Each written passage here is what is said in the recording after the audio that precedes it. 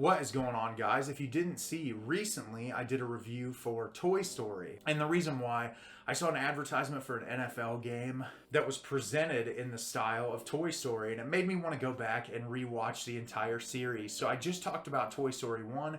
If you didn't get a chance to check out that video, there'll be a link at the end of this one that'll take you to that video. But I'm excited today. I'm going to be discussing Toy Story 2, which for the longest time has been my favorite in the entire franchise. And I was really interested this time around to see if that order shifts at all. And I'll be excited to see if it does shift. But today I'm going to be discussing Toy Story 2. Toy Story 2 is directed by John Lasseter. Andy heads off to cowboy camp, leaving his toys to their own devices. Things shift into high gear when an obsessive toy collector named Al McWiggin, owner of Al's Toy Barn, kidnaps Woody. Andy's toys mount a daring rescue mission. Buzz Lightyear meets his match, and Woody has to decide where he and his heart truly belong. So, as I said at the beginning of the video, this has always been my favorite Toy Story since I was a young kid. Even when the new films came out, I've always had an attachment to Toy Story 2, and I adored it this time around as well. It's still, obviously, this is only the second one. It still holds its spot in my favorites because I think this film has arguably the strongest emotional core of any of the films. I feel like 3, from what I remember of 3, has some really hard-hitting emotional tones as well. But 2, there's always just something about it. And Woody's character and how much of an outcast that he is, and his internal struggles. I think there's something really beautiful about the ideas that the film conveys about selfishness and about trying to overcome selfishness to do good for other people. And it's just really a beautiful movie at its core. And I think all these movies, despite being children's animated films, have these really incredible concepts under the surface. And as the plot description states, Woody's supposed to go to cowboy camp with Andy at the beginning of the film, and he gets a tear in his arm, so he's not able to go because Andy's afraid that he's going to cause worse damage to Woody if he takes him with him. And so he ends up getting stuck at home. Well, quickly after that, a yard sale starts to happen, and Wheezy, one of Andy's toys that doesn't get played with anymore, that got put up on a top shelf, Woody finds him, gets him off the shelf, but he ends up getting thrown into a box and taken out to the yard sale. Woody takes it upon himself to try to save him. He goes out there, and Al, who is the owner of Al's Toy Barn, shows up at the yard sale, finds him, and he's been looking for Woody for a very long time. Ends up taking him from Andy's mom when she's not looking and taking him back to his apartment, where we meet Jesse, Bullseye, and the old prospector, and we find out that Woody was a cultural phenomenon years and years ago. He had his own TV show. He had all of these different toys and things centered around his character, and he feels this sense of importance because for so long he felt like Andy's closest toy. With the introduction of Buzz and Andy getting a little bit older, he just doesn't feel as important anymore.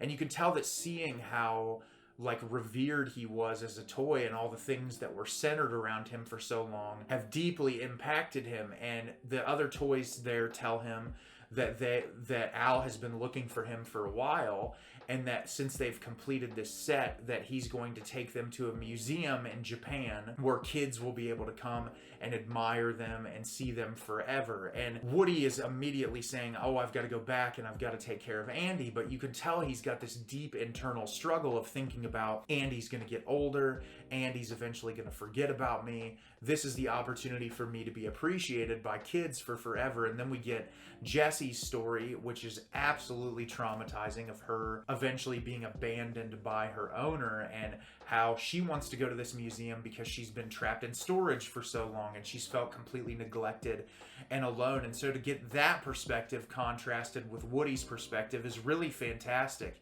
And then obviously the other arc we get is Buzz wants to save Woody. Buzz wants to take everyone from Andy's room and try to go hunt him down. And so their journey to get to him is really hilarious. There's a lot of really great subtle humor in this, like the fact that Al's Toy Barn is right across the street from his apartment.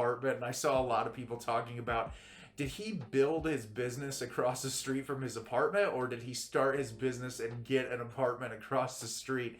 Either way, it's a hilarious comedic punch that they add in. Wayne Knight playing Al is like the perfect casting decision. He is absolutely hilarious.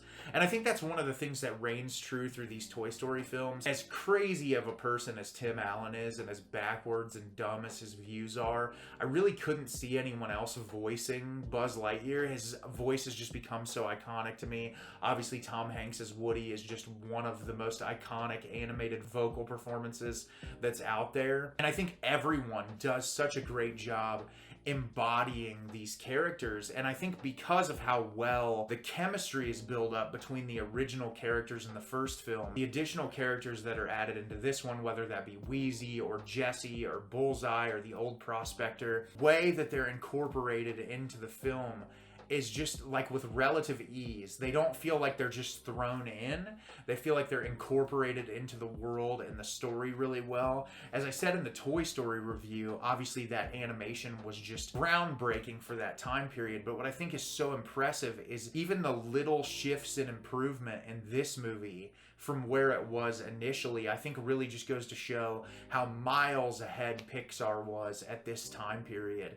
Obviously, as I said previously, the Randy Newman score in this movie is really fantastic. The song that he wrote with Sarah McLachlan for the scene with Jesse is absolutely iconic. It makes me tear up almost every time I watch the movie. And I just think this movie hits all the right emotional beats.